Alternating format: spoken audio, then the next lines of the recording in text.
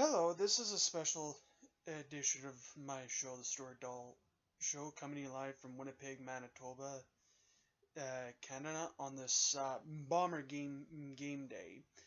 As this afternoon, in about I'd say about an hour's time, your Winnipeg Blue Bombers will be taking on the Toronto Argonauts in the first of two back-to-back games between the two teams. And I'd like to say, some, keys, for the Winnipeg Blue Bombers, to play well today.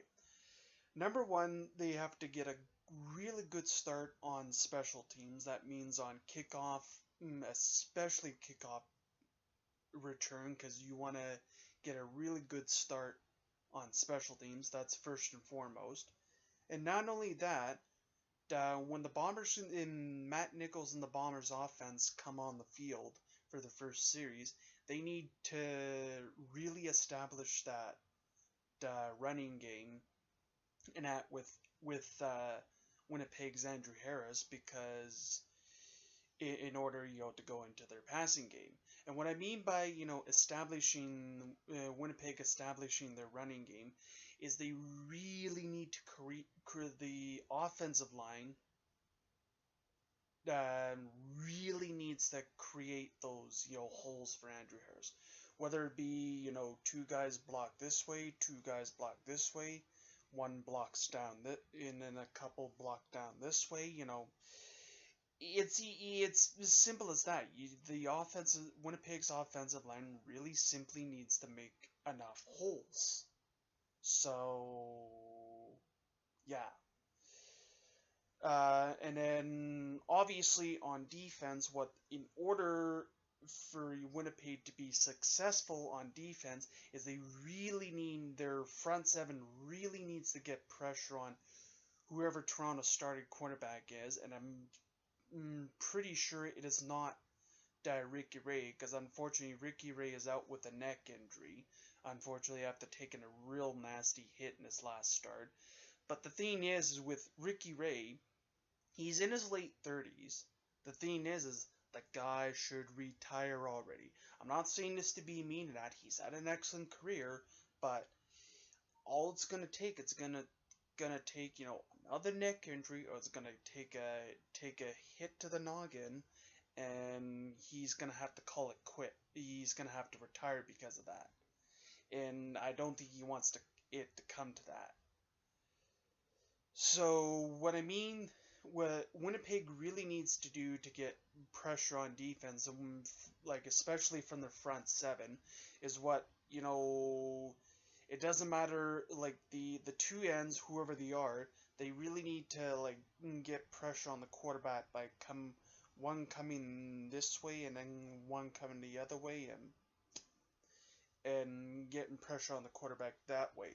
Or, the interior linemen, the defensive tackles, either, one has to come through this gap or one has to come through that gap, just to simply get pressure on whoever um, Winnipeg's quarterback.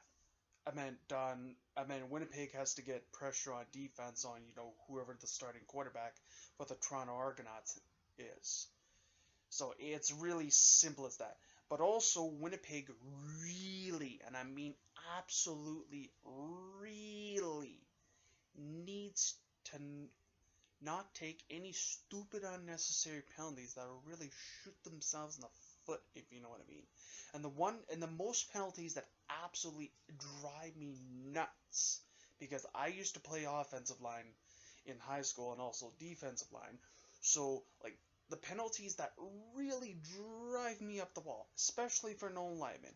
When you're an old lineman and you're down and set, you cannot move any inch of your body.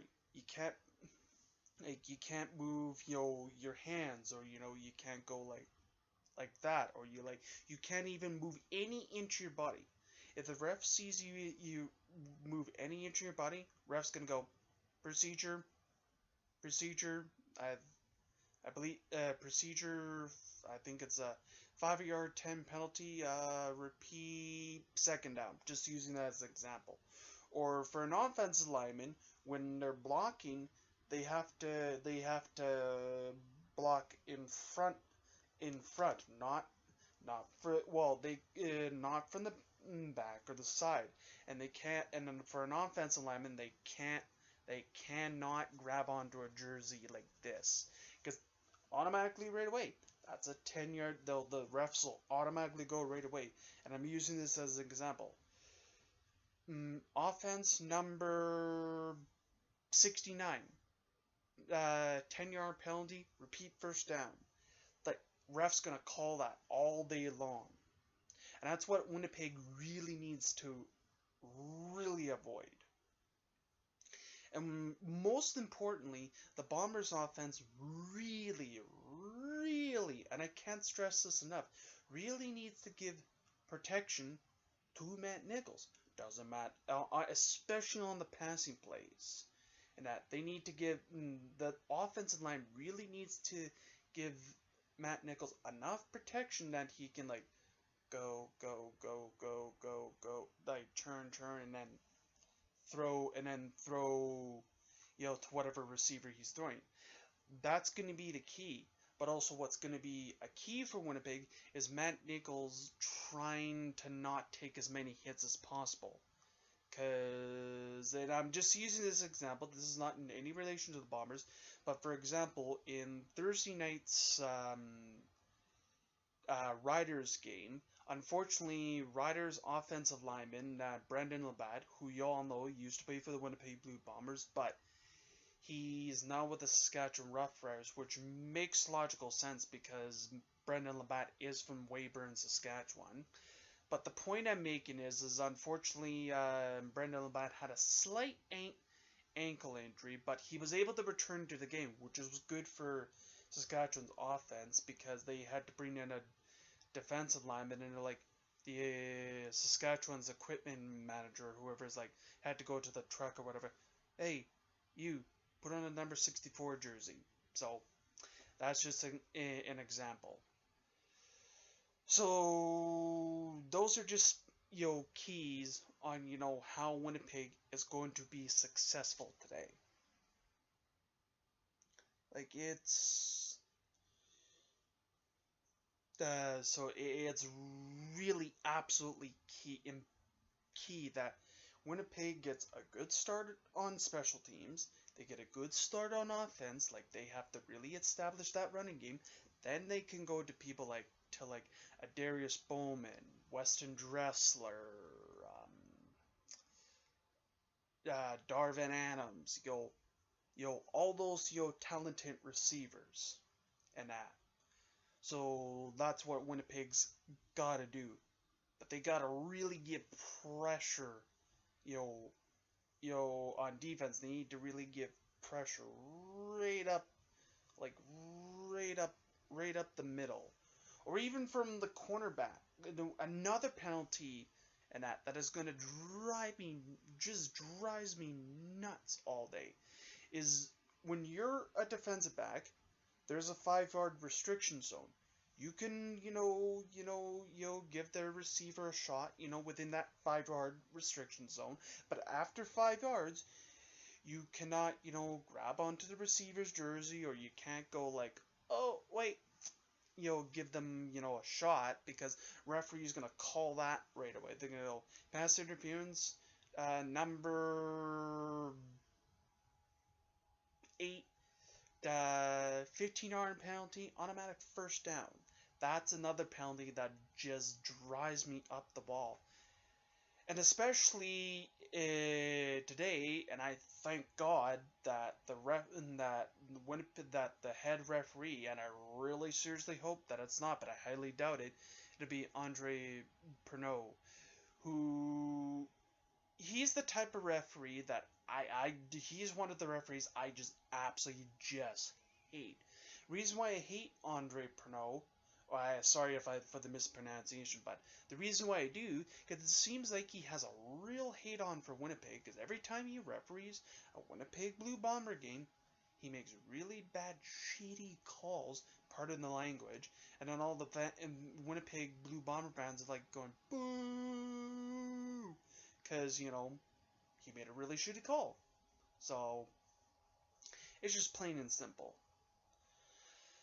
But also, what I want to talk about today on my show is for you people that don't know, the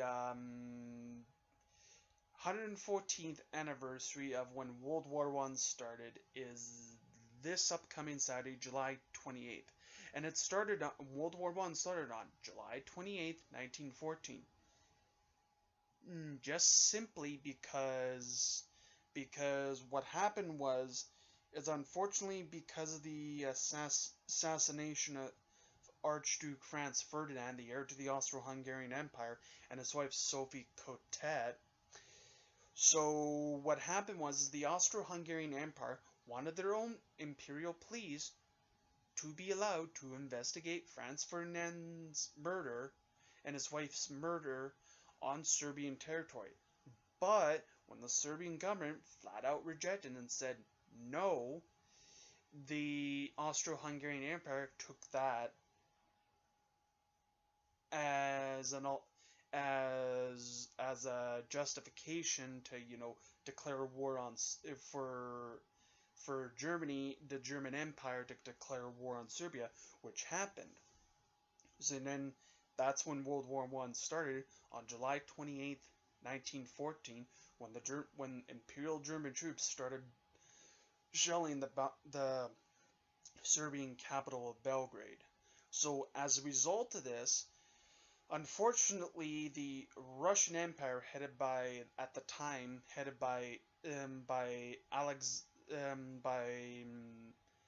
by Tsar Nicholas II, or his name is Alexander.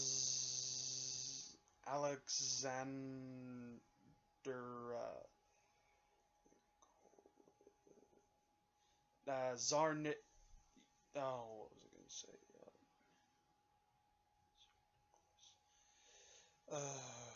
say? Sorry for the hold up, folks. But anyways, as a result of this, the Russian Empire, which were headed by Tsar Nicholas II, who was a part of the Romanov dynasty, which had been ruling the Russian Empire for many years. And he felt the Russian Empire under Tsar Nicholas II felt honor bound to come to the aid of their fellow Slavic brothers in arms, Serbia. So Tsar Nicholas II mobilized Imperial Russian troops and sent them to the Austro-Hungarian border, and Kaiser Wilhelm II, the German Emperor, who is related to Tsar Nicholas II and King George V, Kaiser Wilhelm told his cousin Tsar Nicholas II, yeah, withdraw your troops from the Austro-Hungarian border now. So when the Russian Empire didn't do that, Germany declared war on Russia. But the thing is for Germany to avoid fighting a war on two fronts, the Western Front and the Eastern Front, the Germans developed a plan called the Schlieffen Plan, which basically means they wanted to go through neutral Belgium and then on their way to Paris, but that didn't exactly go to plan. But then on in August, there was the famous Battle of Tannenberg, which involved troops of the German Empire,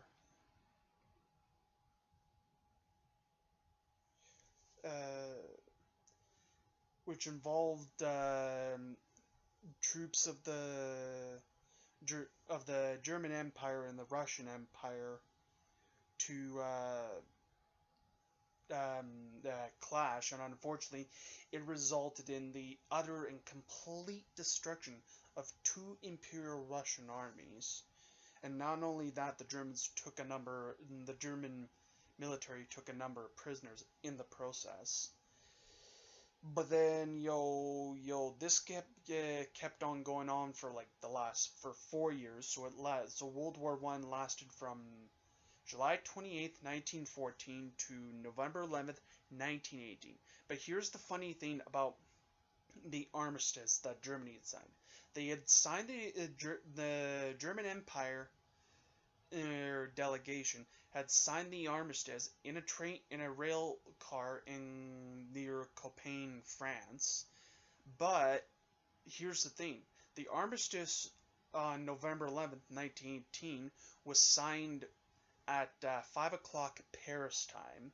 So, but here's the thing: the ceasefire was not to have come into effect till 11 o'clock that morning.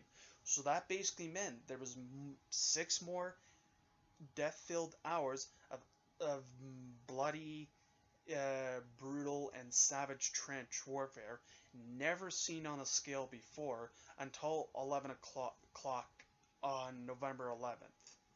So then, on the 11th day of the 11th hour, on November 11th, 1918, at 11 o'clock in the morning, World War One ended when Germany had signed the armistice, ending the war. But then it didn't until a year later, I believe on June 28th, 1918, when all the country like Germany and all the allied countries got together in Versailles, France, to sign the Treaty of Versailles, which was really humiliating for Germans because it basically said that Germany was solely responsible for starting World War One in the first place.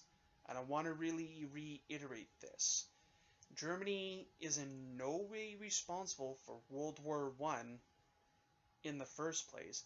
For people that may be on YouTube, if you'll go on your computers and if you do your research and you look at it closely, Germany is in no way responsible for World War One. The reason being is because World War One was triggered by the murder of Archduke Franz Ferdinand and the heir to the Austro-Hungarian Empire, and his wife Sophie Cotet. That's what triggered World War One, because people at that time didn't think that a murder of a high-ranking leader they didn't think that people at that time didn't think a murder of an heir to an empire, a European empire, would trigger a world war, which unfortunately it did.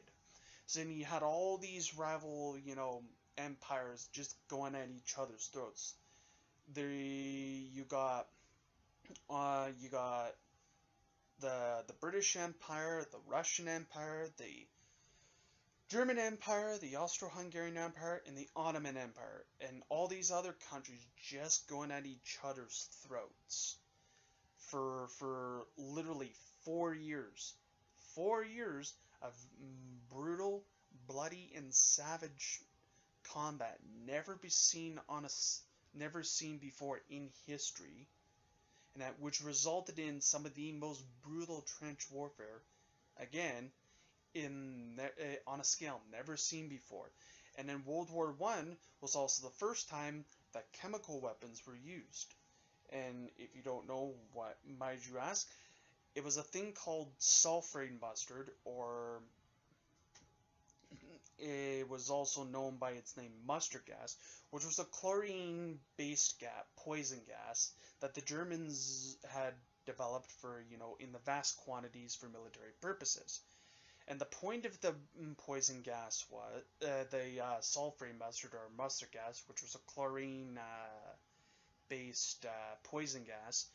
What it would do is when that was shut off, they, like in the trenches, Allied troops, they would have a bell and they would ring the bell. They go, gas attack, gas attack, and like you literally had not even like maybe less than 30 seconds to get your gas masks on, because if you don't get your gas masks on within less than 30 seconds and inhale that sulfury mustard or mustard gas, basically you're basically dead instantly, because what the salt-free mustard, or known as mustard gas, would do is once it goes into a soldier's body, it would literally rip at all the insides, all your vital organs and all that stuff, which was not good in the sense. And then what really didn't make it even better, also for the German Empire, is the British Empire imposed a blockade of Germany, which basically meant that the German Empire couldn't receive any food, water, fuel, any sort of materials that would support the German war effort by sea. So then the Germans used a thing called the U-boat or submarine, which was a devastating weapon, because on board there was a cannon. When they were on surface, they could use the cannon, but there was also torpedoes that the Germans could fire at merchant ships. So yeah, what else? Other than that, it looks like it's going to be a relatively sunny day. Right now it's 25 degrees and it feels like 28, and it looks like it's going to be cooling down slightly to 17 degrees tonight, which will be good. But then for the next couple days, there's a chance of showers tomorrow, 26, and then mainly sunny Monday, but sometimes with weather that could all change. So yeah, on that note, this has been a special edition of this has been another edition of my show, the Stuart Dahl Show. For you people, just stay cool. And I apologize ahead of time that I haven't really had much time in the last while to make any videos for my show, the Stuart Dahl Show. It's just that I've been really busy with sports and all that stuff, and moving to my new place. And for you people that would ask, forget it. I am not saying what it is, because it's basically on a you don't need to know basis. But other than that, y'all have a nice